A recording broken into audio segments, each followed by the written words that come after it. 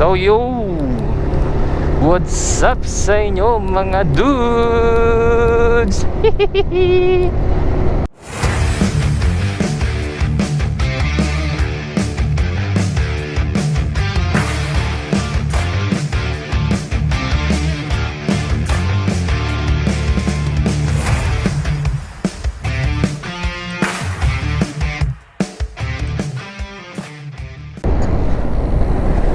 So now mga dudes, ang aking pagbabalik muli. Kinalampag ako ni YouTube, no mga dudes. Medyo kinalampag ako. Dahil ng tagal-tagal na natin hindi naka-upload sa ating channel, no mga dudes. So pasensya na. So ngayon magbabalik na tayo, no mga dudes.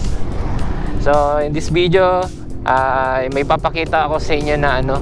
So nandito tayo sa lugar ko, yan. Kabisado nyo naman yan. Lagi nyo naman nakikita yung lugar ko na to eh. So nandito pa tayo sa Bulacan, no mga dudes, dito sa Muson.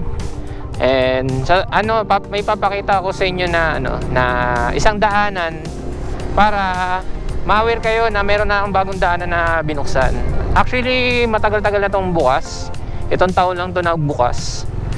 At siguro marami na rin nakakalam kung ano yung daanan na to, no mga dudes.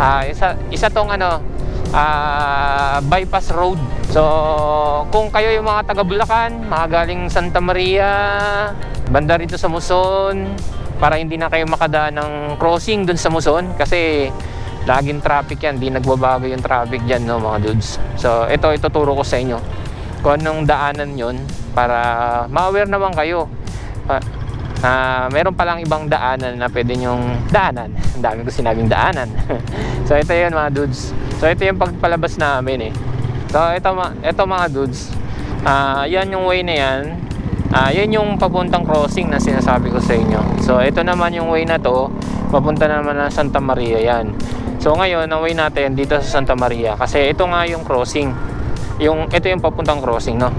So dito tayo, way tayo papuntang Santa Maria. Yan. So kung kayo galing Santa Maria at pupunta kayo ng Caloocan, Fairview, na hindi na kayo dadaan ng crossing, yan, ito yun. Yan, may kita nyo may crossing dyan, oh. Yan, ito, yan. Yan, nakikita nyo may dalawang lumabas na motor. Diyan tayo papasok. So ito na yun yung sinasabi ko sa inyo mga dudes. Yan, ito na siya. Yan, bagong bukas. So di ko alam kung search muna natin kung mga ilang kilometers to. So ilalagay ko na lang sa screen. So yan yung daanan, no mga dudes. So tatahakin natin kung saan yung tagusan nito. Yan. Tuwing gabi nga, no mga dudes, ginagawang tambayan to. So nagkakaroon ng dito, ng food park. So ayos din. Kahit paano may nagkaroon ng tambayan dito. Pero pag na-announce na buksan talaga to, totally buksan na, siguro mawawala na yung food park dyan. So ito yun. Ang tagusan nito mga dudes ay papuntang Loma de Gato, Marilao. So bypass to galing dito sa Santa Maria papuntang Loma de Gato. So ito yung part na nagkakaroon ng food park. Yan itong linya na to. So kung kayo galing ng Santa Maria, so hindi nyo na kailangan pang pumunta ng crossing, pumunta ng Fairview, Caloocan. Yan, isa to sa daanan na pwede nyong puntahan para mas mabilis yung biyahe nyo. So hindi pa masyadong nadadaanan to napapansin ko lang. And then kung pagdating sa gabi, huwag kayong mag-alala dahil meron naman na siyang street light. Yan, siya solar.